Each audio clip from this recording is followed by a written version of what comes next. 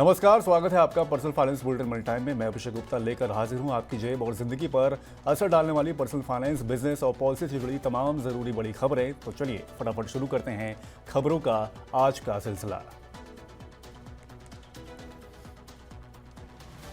21वीं सदी भारत की है और ये 3 साल में तीसरी सबसे बड़ी वैश्विक अर्थव्यवस्था बनने की राह पर तेजी से आगे बढ़ रहा है। केंद्रीय वाणिज्य और उद्योग मंत्री पीयूष गोयल ने कहा कि भारत की विकास गाथा देश की मौजूदा 3500 अरब डॉलर की अर्थव्यवस्था को अगले 25 साल में 35,000 अरब डॉलर तक पहुंचा देगी। भारत सबसे तेजी से बढ़ने वाली अर्थव्यवस्था है। कम महंगाई दर, मजबूत विदेशी मुद्रा भंडार और निवेशकों के लिए अनुकूल माहौल की वजह से देश में पिछले 10 साल में 2 गुना प्रत्यक्ष विदेशी निवेश आया है।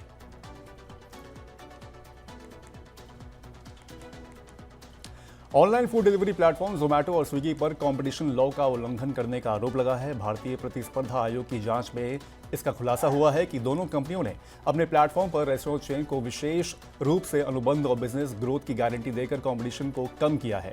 जोमैटो ने अपने साझेदारों के साथ एक्सक्लूसिविटी कॉन्ट्रैक्ट्स किए थे, जिनमें रेस्टोरेंट्स को कम कमीशन पर काम करने का प्रस्ताव दिया गया था।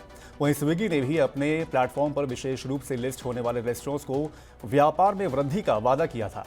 सीसीआई के अनुसार इस तरह की विशेष अनुबंध व्यवस्था ने बाजार को और ज्यादा प्रतिस्पर्धा बनने से रोका है। जोमैटो और स्विगी दोनों ही रेस्टोरेंट को मजबूर कर रहे थे कि वे केवल उनके साथ ही कीमतों की समानता बनाए रखें, जिससे दूसरे प्लेटफॉर्म्स पर मूल्य प्रतिस्पर्धा का अभाव देखा गया।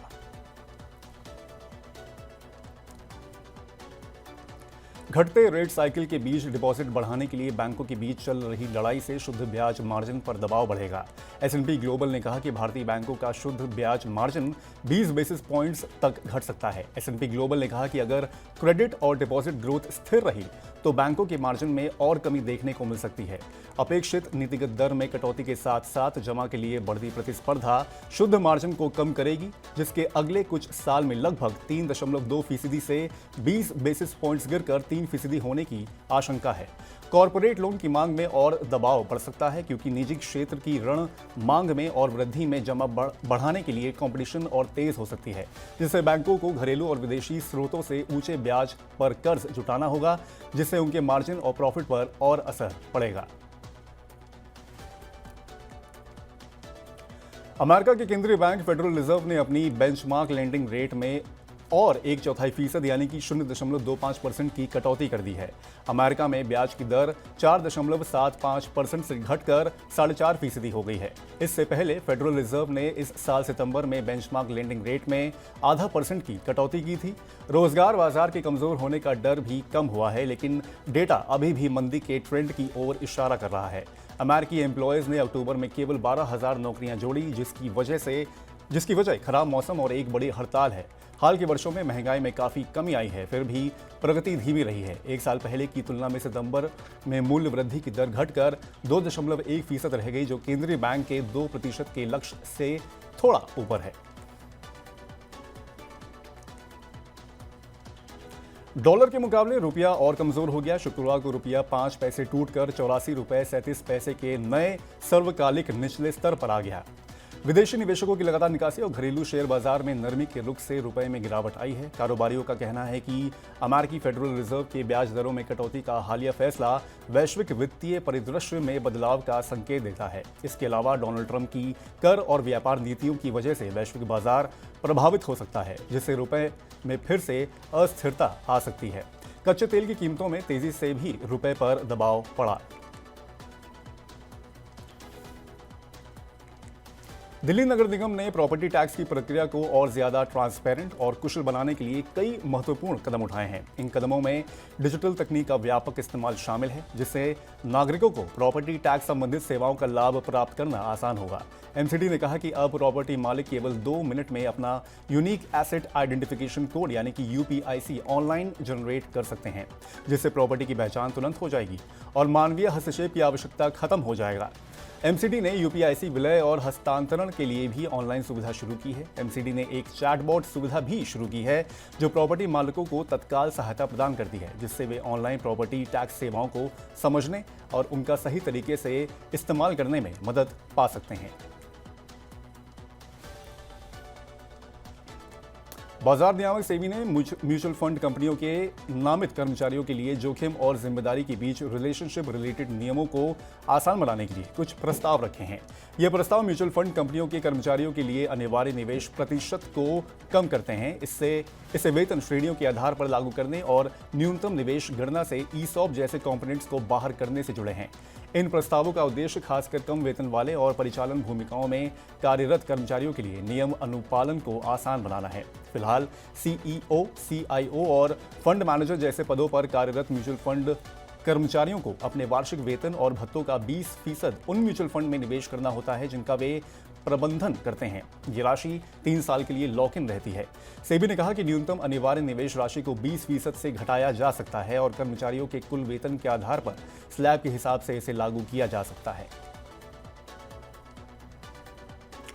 खाद्य नियामक एफएसएसएआई ने सरकारी अधिकारियों से ई-कॉमर्स कंपनियों के गोदामों की निगरानी बढ़ाने और उपभोक्ताओं तक सुरक्षित भोजन पहुंचाने के लिए आपूर्ति कर्मचारियों के बारे में मानक संचालन प्रक्रिया जारी करने को कहा है। एफएसएसएआई की 45वीं केंद्रीय सलाहकार समिति की बैठक में ये निर्देश दिया गया है। इस बैठक में राज्यों और केंद्र शासित प्रदेशों से नवंबर से मार्च तक के मुख्य पर्यटन सत्र की तैयारी में हाई सेफ्टी स्टैंडर्ड्स को सुनिश्चित करने के लिए लोकप्रिय पर्यटन स्थलों पर निगरानी बढ़ाने को कहा गया है। लोकप्रिय पर्यटन स्थलों पर घरेलू और अंतर्राष्ट्रीय सैलानियों की भारी भीड़ को ध्यान में रखते हुए राज्यों और केंद्र शासित प्रदेशों को वहां food safety on wheel mobile app का उपयोग करने का निर्देश दिया गया है। चीन ने अपनी अर्थव्यवस्था को रफ्तार देने के इरादे से 839 अरब डॉलर की डेट फाइनेंसिंग स्कीम को मंजूरी दे दी है। ये योजना अगले 3 साल में लागू की जाएगी। चीन सरकार के इस कदम से स्थानीय सरकारों को अपने भारी कर्ज बोझ के लिए वित्त जुटाने में मदद मिलेगी, जिससे स्थानीय सरकारें आर्थिक गतिविधियों में तेजी लाने पर ज्यादा ध्यान दे सकेंगी। स्थानीय सरकारों पर करीब 2 लाख करोड़ डॉलर का छिपा हुआ कर्ज होने का अनुमान है। छिपे कर्ज का मतलब ऐसे कर्ज से है जिसका सार्वजनिक खुलासा नहीं किया गया है। वर्ष 2024 से 2026 तक हर साल स्थानीय सरकारों को कर्ज निपटान के लिए 2-2 लाख करोड़ युआन दिए जाएंगे। इससे स्थानीय सरकारों के छिपे कर्ज की राशि 2028 के अंत तक घटकर 320 अरब डॉलर रह जाएगी। जापान की ऑटो कंपनी निसान ने अपनी बिक्री में गिरावट और स्टोरेज कॉस्ट बढ़ने के चलते 9,000 लोगों को नौकरी से निकाल दिया है। कंपनी को इस वजह से चालू वित्त वर्ष की दूसरी तिमाही में घाटा हुआ है। निसान मोटर कॉर्प ने वैश्विक स्तर पर 9,000 लोगों की छंटनी करने की घोषणा की है, जो कि उसके 1,33,000 कर्मचारियों का 6% है। इसके अलावा कंपनी की अपने वैश्विक उत्पादन में 20% की कटौती करने की भी योजना है। सितंबर तिमाही में निसान को 6 करोड़ डॉलर का घाटा हुआ था, जबकि इस 1 साल पहले इसी तिमाही में कंपनी को 190 अरब येन का मुनाफा हुआ था। कंपनी की सितंबर तिमाही में बिक्री 3.1 लाख करोड़ येन से गिरकर 2.9 लाख करोड़ येन रह गई है। जिंका लॉजिस्टिक्स सॉल्यूशंस लिमिटेड का 1,115 करोड़ रुपए का आईपीओ 13 नवंबर को खुलेगा। इसके लिए मूल्य दायरा 259 से 273 रुपए प्रति शेयर तय किया गया है। आईपीओ 18 नवंबर को बंद होगा। ये आईपीओ 550 करोड़ रुपए के नए शेयरों और 2.06 करोड़ शेयरों की बिक्री पेशकश का मिश्रण है। जिंका ट्रक मालिकों के लिए एक डिजिटल प्लेटफॉर्म है। वहीं परमेसु बायोटेक लिमिटेड ने आईपीओ से 600 करोड़ रुपए जुटाने के लिए पूंजी बाजार नियामक सेबी के पास दस्तावेज दाखिल किए हैं।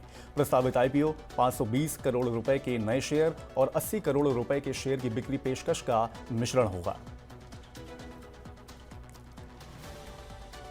तो ये थी आज की प्रमुख खबरें। अब वक्त हो गया है आपसे विदा लेने का। अब आपसे होगी सोमवार को मुलाकात। पर्सनल फाइनेंस से जुड़ी खबरों को पढ़ने, सुनने और उनसे जुड़ी खास कार्यक्रमों को देखने के लिए आप मनी9 के यूट्यूब चैनल को ज़रूर कर लें सब्सक्राइब। आज का हमारा मनी टाइम आपको कैसा लगा, नीचे कमेंट बॉक्स में अपनी राय हमें ज़रूर बताएं। अब मुझे दीजिए इजाज़त। नमस्कार, शुभ रात्रि।